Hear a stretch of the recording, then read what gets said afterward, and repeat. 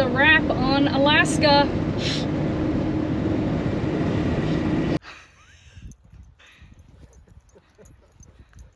Jen, what do you think about this?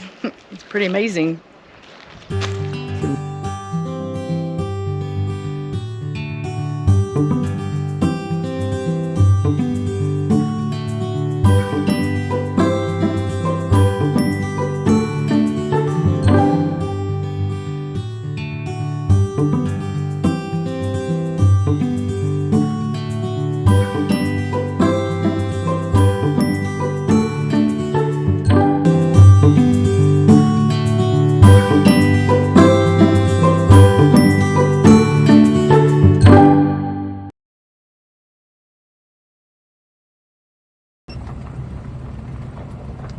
So, after leaving one of the most beautiful boondocking spots we've ever stayed at, we traveled on down the road to Carcross, Canada, where we came across a desert.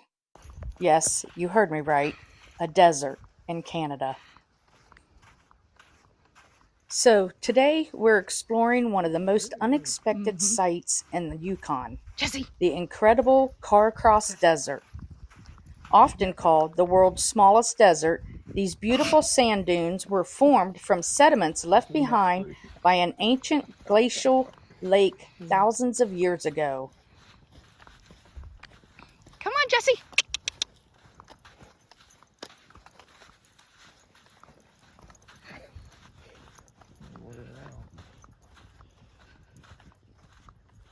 Back up to the next tree.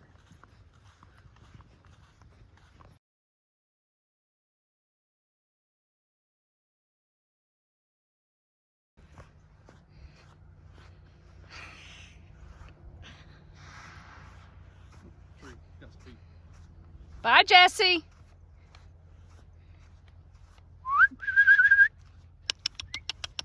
Bye. Jesse. Hey. Come on.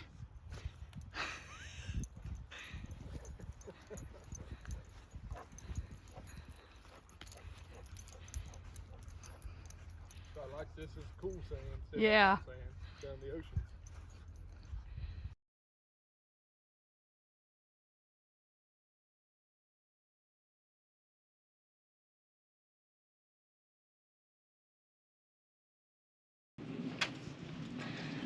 All right.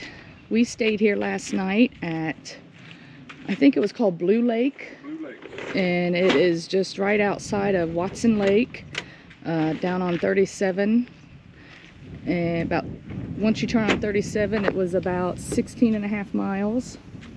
So it was a nice place. We had no cell service and no Starlink. Starlink would not work here, so it must be a dead area for that.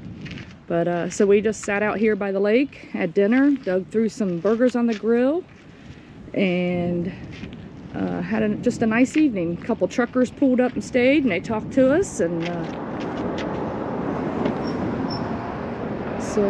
yeah, it was just a nice relaxing evening, just to pull off. And now we are getting ready to head on down the road towards Hyder. So we'll see you down the road.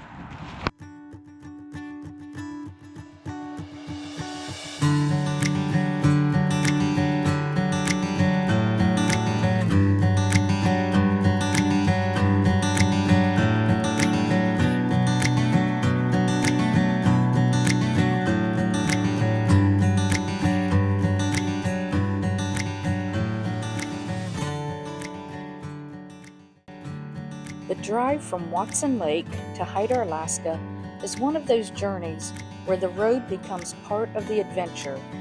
As we made our way south, we traveled through breathtaking wilderness, surrounded by towering mountains, thick forests, rushing rivers, and endless stretches of untouched scenery. The further we traveled, the more remote and rugged the landscape became. Wildlife sightings, winding roads, mountain views, and beautiful pull-offs made this drive just as exciting as the destination. itself. Crossing into Alaska and making our way toward Hyder, the scenery seemed to get even more spectacular. It's a drive filled with wild beauty, peaceful moments, and that feeling of becoming completely surrounded by nature.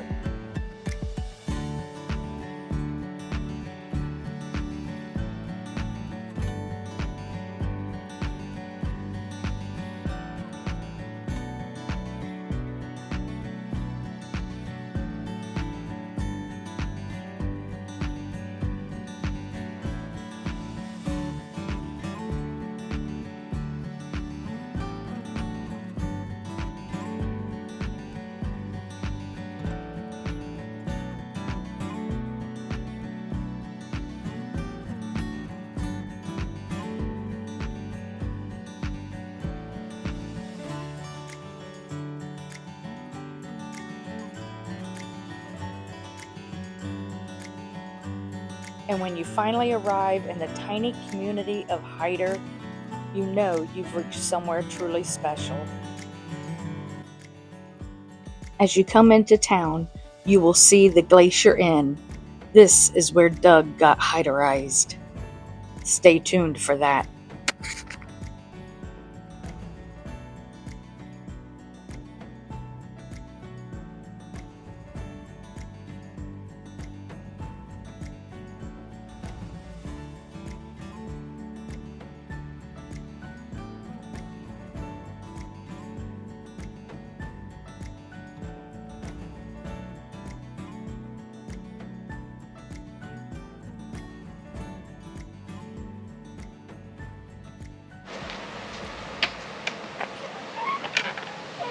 We are Hyder, Alaska, at the fishing. What is this called? Fish viewing? Fish Creek Viewing. Fish Creek Viewing.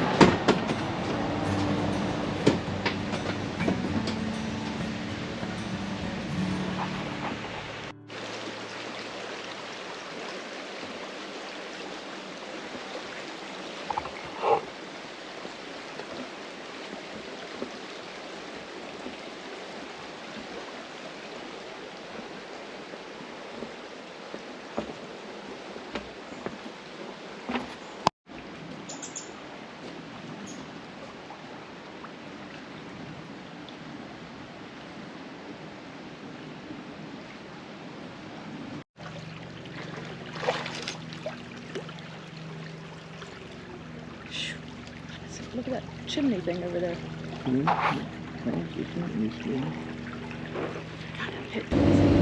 Okay, so Fish Creek observatory or observation area was a bust.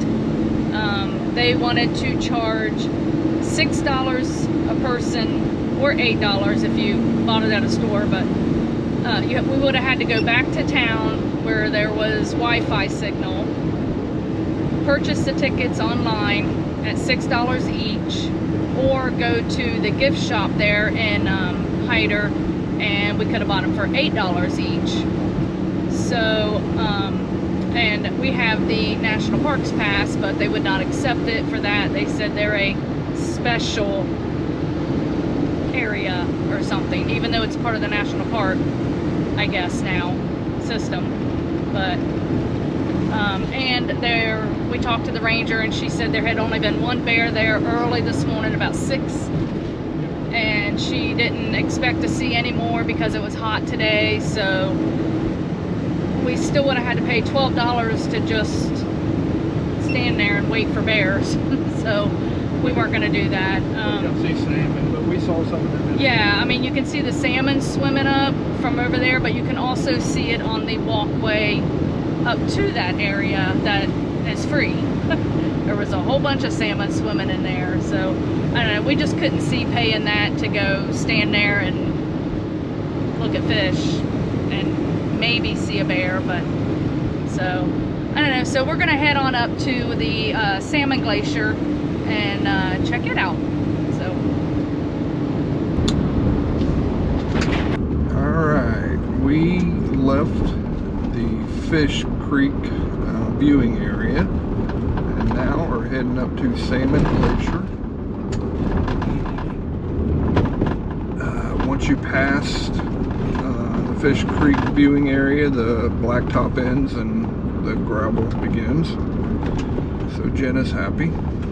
Yeah. She gets to go off-roading. Somewhat.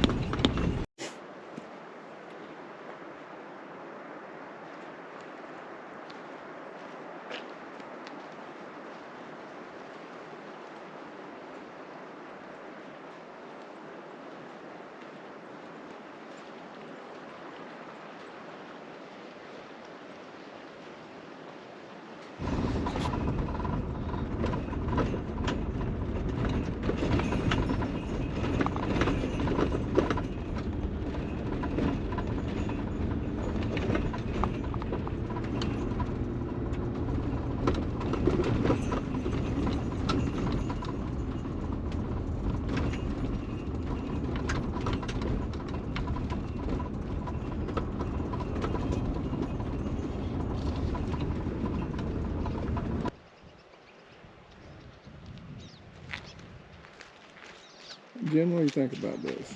It's pretty amazing.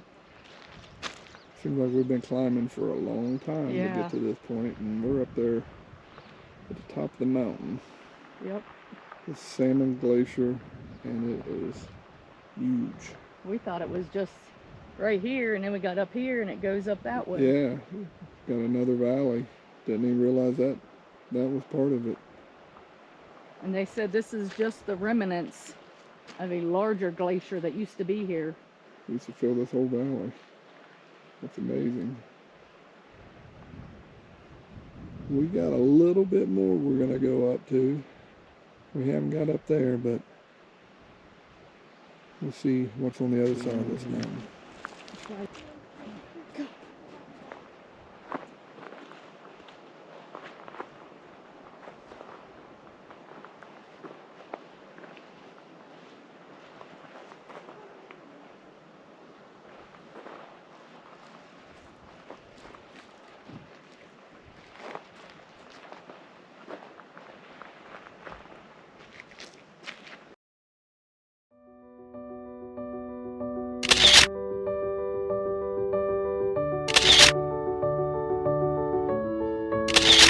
We just made it up to Salmon Glacier, and it was about 34 miles.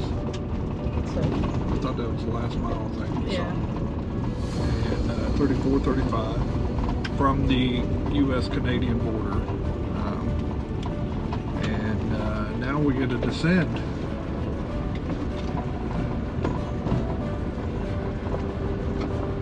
Just pure beauty.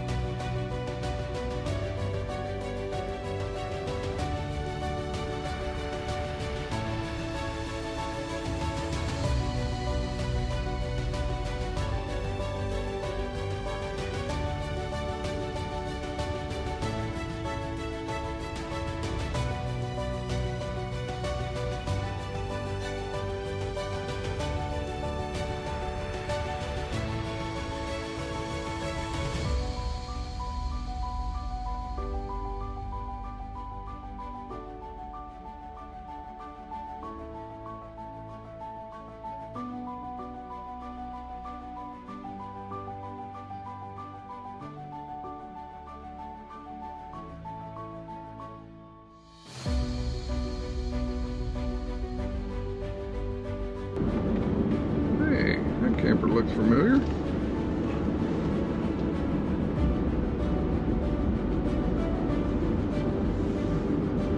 They're there.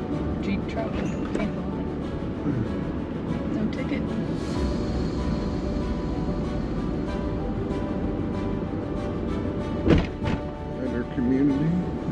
Glacier.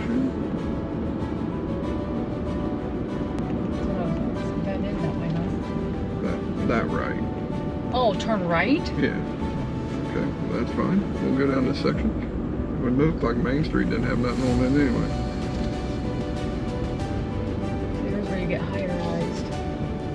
Yeah. Okay. Fudge, go back, get some. Well, we are. Turn around.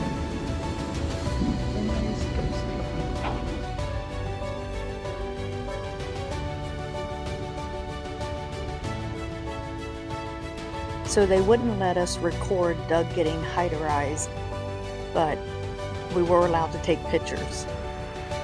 The shot was actually a shot of Everclear.